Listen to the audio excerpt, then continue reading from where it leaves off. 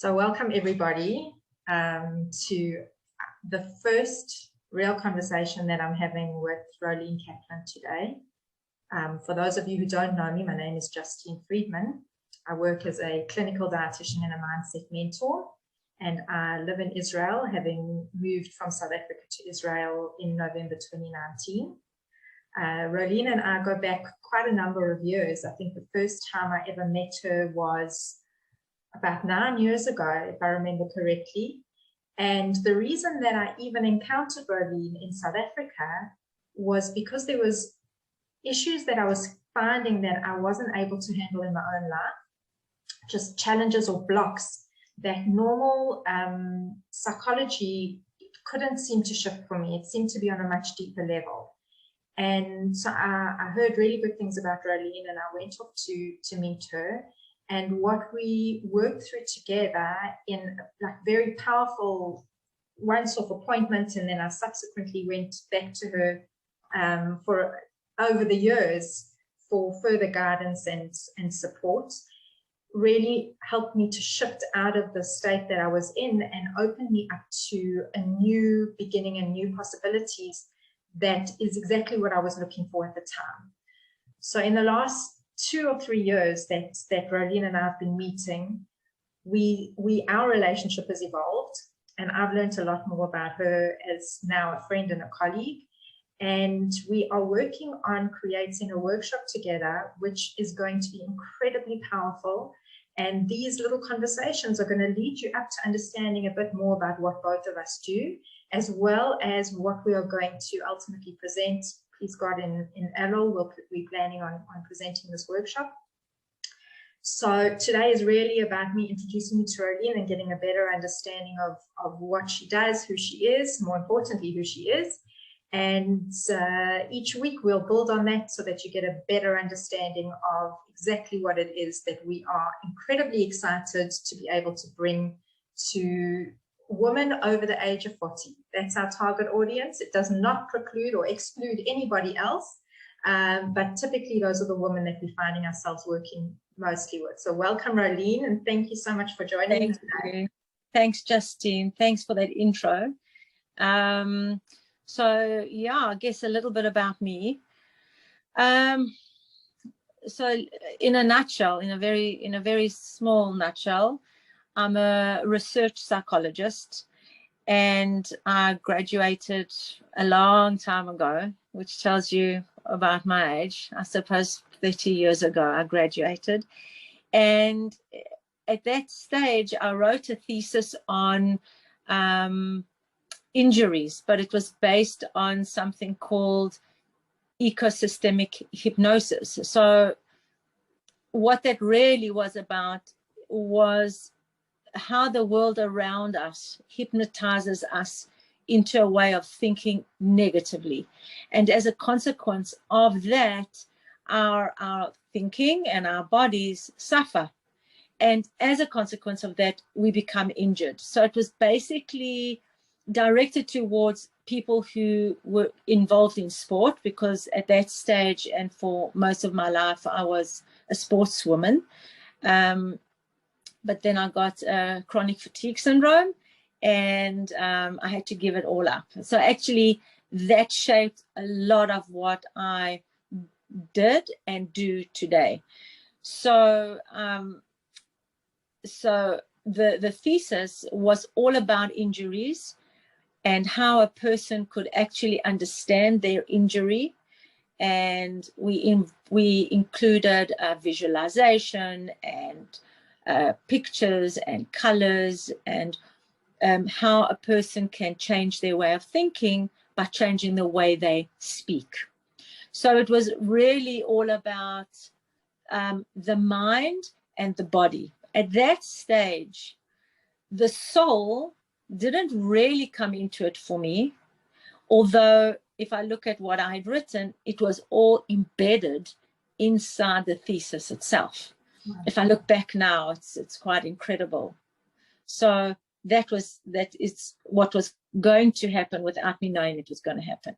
By the time I met you, and by the time we did the work that we did, the soul and spirituality became the majority of the focus, because by that stage I had also realized that even though psychology is incredibly beneficial for everybody at some point in time for a certain reason, it had a ceiling for me, and spirituality was the next step that I needed to go into in order to delve further into what was now no longer physical injury as such, but emotional injuries, emotional woundedness, cognitive woundedness, thinking negatively, but the thinking that became so entrenched that it actually caused the person to become sick, not well. Incredible. There's a lot about that today, about how our thoughts shape our reality, and a lot about belief systems. It's something I work extensively with, and I don't know if that's specifically what you're referring to, or even deeper than that. It is what I'm referring to. I believe that it does go slightly deeper than that, because it goes into the vibration of the human being. A lot of the stuff that we are exposed to, and really good stuff, goes into cellular memory. And the cellular memory, obviously, is intimately connected to the vibrational memory, let's say. So the work that I did at that stage and the work that I do at this stage, even though it's different to a degree to what I used to do, goes into the vibrational memory of the person, into the soul, essentially. That's incredible. So that's something that fascinates me, and I definitely feel that working with you on that level made that shift and that change for me. So even though cognitively I may have known that there were issues and I wanted to try and shift and change it, emotionally I couldn't, because I felt that there were blocks. And I think maybe that's what you were referring to, was like on a vibrational level, there was something that was blocking me. And through working with you at that point in time and subsequent to that, has always allowed me to shift through. And is it possible to like have changed the frequency or changed the vibration through the work that we did together? Of course, you changed the vibration.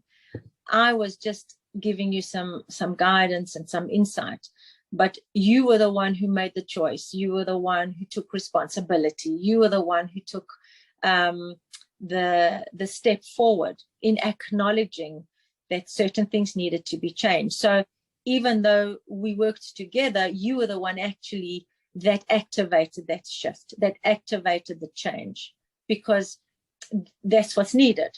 If a person doesn't take that responsibility and doesn't make the active shift themselves, the shift cannot happen. The shift really cannot happen.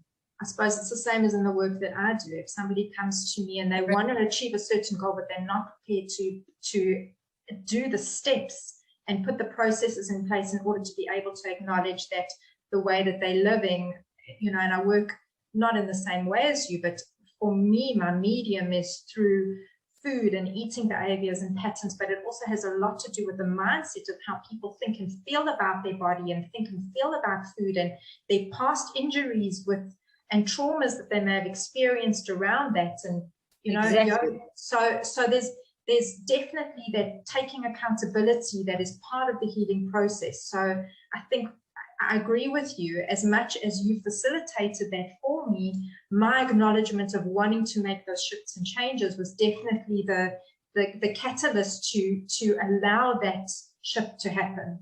Exactly. And I tell you, with almost everybody that I did work with and that I do work with, food comes into it without fail. Food and eating and the energy that food provides and the addiction to foods and the need to feel good physically and the need to look good physically, without a doubt, it is embedded in the process in its entirety in helping a person move forward into a different level of consciousness. There's no doubt about it. Wow. So that's something I think that we're going to definitely unpack a lot more and will be part and parcel of the workshop that we do with the amazing woman, please God, that will join us on that journey. I'd like to just lead us on to a little bit more about the work that you've evolved to doing now, because that is also going to be a huge component of where we're going with this. So if you can just take us through a little bit of what caused you to have to change and shift the way that you were working when we first met to how you've now opened yourself to a new way of, or a different nuance on the incredible work that you do. So it happened actually during the Corona crisis. So as everything was shutting down, the way that I was guiding and interacting with my clients and with people was kind of in its own way shutting down, offering me, without me knowing, something new that was about to open up in the process of me going through enormous shifting and changing in the 2 years that the Corona was in its height. So what happened at the ultimate end of it, which is now beginning, so what's like the end is wedged in the beginning and the beginning is wedged in the end, is that I suppose I can say I stumbled across an incredible breathwork technique by a rabbi here in Israel. And I don't know if the word stumbled is in fact correct, because there are no coincidences in life. I came across it for a reason, and I knew it was very, very important.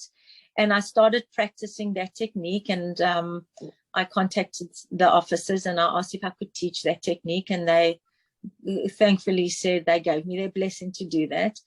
And at this point in time, that is what I'm working with. It's a breathwork technique which helps those who choose to do it become connected to themselves on a vibrational level, and by doing so, understand themselves better, take greater responsibility and acknowledgement for themselves in order to take themselves out of being stuck and into a new consciousness, a higher consciousness.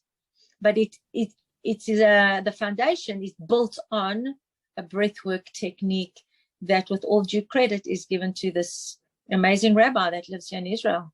Absolutely, and that's something that we started working on together, and it's a technique that I've started practicing on a daily basis, and I definitely have noticed just a much calmer energy around myself when I'm able to remember to do it, because I'm still in the practice stages and I'm still introducing it. But that really is, that together with, I know there's so many other aspects to it that we're going to explain a little bit more, and that will be part of the workshop, that I find incredibly powerful. And I feel that it's in my own hands, that I have the ability to take it for myself. I'm not relying on an external source for making me feel like I can progress. It's in my power. That's it. A lot of the time we have allowed ourselves to, I think most of the time actually, we allow ourselves to depend on everything around us, outside of us, to define who we are. And it's got to a point now, and I think, I believe, it's just my belief, that the Corona situation was the opportunity for everyone to take stock of that and to say, externally, I can interact with those variables, but I myself, at the end of the day, am responsible for myself. I take responsibility for me. I acknowledge me. And because of that, I either like who I am or I don't like who I am. It's got nothing to do with anyone else outside of me. It's a huge shift. It's a huge shift. It's kind of like overcoming an addiction, because most of us are addicted, in inverted commas, to that thought that who I am and what I feel depends on things outside of me. And I think that's the way that the world, you know, certainly until we have our own awareness of and take that responsibility for ourselves, it's very normal to attribute, I have a bad day because that person said something to me, or my child's room looks like a bomb went off. I'm using my own personal example of this morning. It can either ruin what's going on, or you can recognize that it's an outside force that does not need to define who you are. Exactly. And make you behave in a way where you turn around and say, oh, I don't feel good about myself. Why did I do that? Absolutely. Why did I say that? Yeah. You know. Amazing. So I think that we've given everybody a very good starting point to understand a little bit more about the incredible work that you do. And what you do. Thank you. That will also evolve in further conversations so that people can understand a little bit more as well from what I have to offer. And I look so forward to our next conversation, our next chat. And we'll meet with God next week. And these recordings will be available on my social media for now, and Roleen's when it's up and running. So thank you so much for joining us. Thank you, Roleen. As always, thanks, Justine. And I learned so much every single time. And we'll chat again next week. Thank you so much. Thank you. Take care.